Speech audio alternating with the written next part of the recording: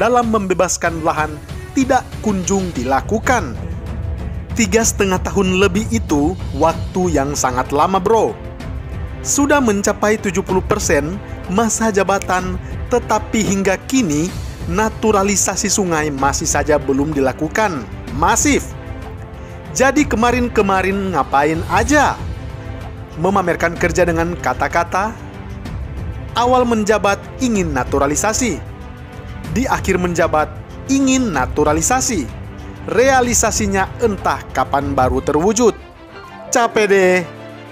Otvedome, gara-gara nih orang normalisasi sungai dihentikan. Kali Ciliwung yang sudah kita sepanjang 33 km yang sudah ditangani normalisasi 16 km.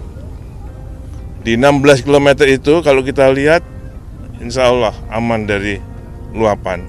Tapi yang belum dinormalisasi tergenang. Nah ini kita harus, nanti saya dengan Pak Gubernur akan diskusikan untuk membuat program itu. Harus berpandangan nih Pak Menteri, karena tadi Bapak menyampaikan, jadi selama air dibiarkan dari kawasan selatan masuk ke Jakarta dan tidak ada pengendalian dari selatan, maka apapun yang kita kerjakan di kawasan pesisir, termasuk di Jakarta, tidak akan bisa mengendalikan airnya. Dan kita sudah menyaksikan di bulan Maret yang lalu, di kawasan Kampung Melayu yang sudah dilakukan normalisasi, itu pun mengalami banjir yang cukup ekstrim. Artinya kuncinya itu ada pada pengendalian air sebelum masuk ke kawasan pesisir. Nah, kita bersyukur bahwa sekarang Kementerian PUPR sedang menyelesaikan 2 bendungan, dan kalau 2 bendungan itu selesai, maka volume air yang masuk ke kawasan pesisir bisa dikendalikan. Dan ini aneh, betul-betul aneh. Ini bukan kampanye, tapi saya sampaikan sini. Di satu sisi menyiapkan jalur-jalur air untuk dikirim ke laut, di sisi lain di lautnya dipasang dengan pulau reklamasi, tinggal tunggu waktu jadi rock, air balik. Dan ini melawan sunnatullah. Kenapa? Air itu turun dari langit ke bumi, bukan ke laut. Harusnya dimasukkan ke dalam bumi, masukkan tanah. Di seluruh dunia air jatuh itu dimasukkan ke tanah, bukan dialirkan pakai gorong-gorong raksasa ke laut. Jakarta telah mengambil keputusan yang fatal. Mohon perhatian, tayangan video channel Bapak Infrastruktur segera diputar. 5, 4, 3, 2, 1. Dulu mau naturalisasi sungai, sekarang baru mau mulai. 3 tahun ngapain aja? Ditulis X Hardy di seaworld.com. Hai Indonesiaku, Assalamualaikum. Berjumpa lagi bersama saya di Suara Channel Bapak Infrastruktur. Anies Baswedan menghapus program normalisasi sungai dari draft perubahan rencana pembangunan jangka menengah daerah atau RPJMD. Program normalisasi sungai adalah program warisan gubernur-gubernur sebelumnya dalam mengantisipasi banjir di Jakarta. Basuki Cahayapurnama atau Ahok termasuk sangat masif mengimplementasikan program ini. Titik banjir berkurang banyak meski pekerjaan ini hanya berjalan 50%. RPJMD ini adalah rencana kerja 5 tahunan yang menjadi pedoman kerja birokrasi pemerintahan. RPJMD biasanya digunakan untuk menilai realisasi janji kampanye dan evaluasi gubernur. Dalam draft perubahan RPJMD di halaman 9 Romawi strip 105, program normalisasi sungai itu dihapus dan diganti melalui program naturalisasi sungai. Itulah namanya. Salah satu upaya yang dilakukan oleh Pemprov DKI Jakarta untuk mengurangi dampak daya rusak air adalah melalui pembangunan dan revitalisasi prasarana sumber daya air dengan konsep naturalisasi. Demikian mengutip draft perubahan RPJMD di tahun 2017 hingga tahun 2022. Konsep naturalisasi merupakan strategi yang diterapkan oleh Pemprov DKI Jakarta pada kawasan Highland Area dan Middle Area.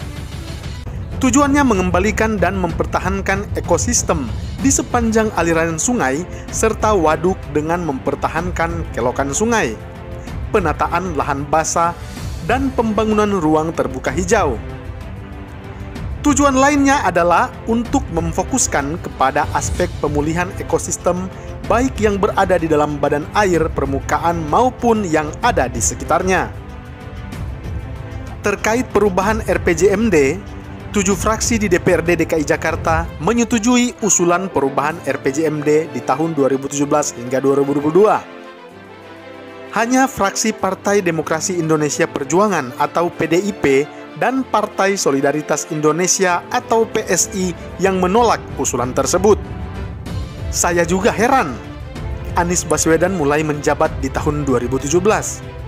Awalnya dia memperkenalkan konsep naturalisasi sungai untuk mengcounter program normalisasi sungai yang dilakukan oleh Basuki Cahayapurnama atau Ahok. Akan tetapi konsep naturalisasi ini tidak jelas bentuknya, dan sampai sekarang tidak ada kejelasan kapan akan benar-benar dilaksanakan. Bahkan sampai sekarang pun, hampir 3,5 tahun lebih Anies Baswedan menjabat. Namun naturalisasi sungai masih dalam tahap wacana dan rencana. Jadi kalau bukan keterlaluan atau terlalu, lantas kata apa yang pantas untuk menggambarkan kinerja Anies Baswedan? Tahun lalu Kementerian PUPR pun sampai bingung karena tidak bisa bekerja meneruskan normalisasi sungai akibat tanggung jawab Pemprov DKI Jakarta dalam membebaskan lahan tidak kunjung dilakukan. 3,5 tahun lebih itu waktu yang sangat lama, bro. Sudah mencapai 70% masa jabatan, tetapi hingga kini naturalisasi sungai masih saja belum dilakukan masif. Jadi kemarin-kemarin ngapain aja? Memamerkan kerja dengan kata-kata. Awal menjabat ingin naturalisasi, di akhir menjabat ingin naturalisasi. Realisasinya entah kapan baru terwujud. Capek deh.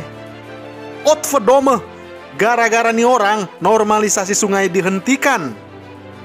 Kalau Basuki Cahayapurnama atau Ahok dulu masih menjabat, rasanya normalisasi sungai sudah rampung hingga saat ini.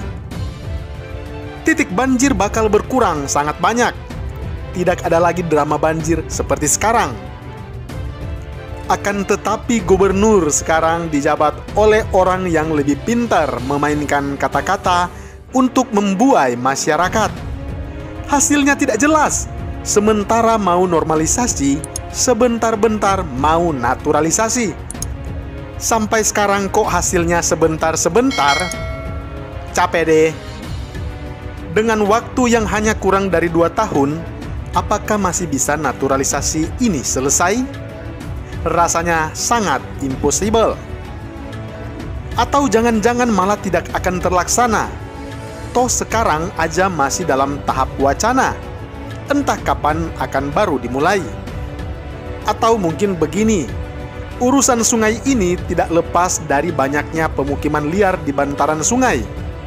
Ini bukan hanya penyakit yang ada di Jakarta, tetapi juga di banyak kota-kota di Indonesia.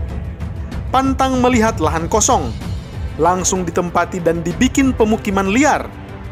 Urusan sungai ini kalau mau beres, tentu tidak lepas dari gusur-menggusur, atau relokasi, atau geser-menggeser, atau apapun istilah yang mau dipakai Anies Baswedan.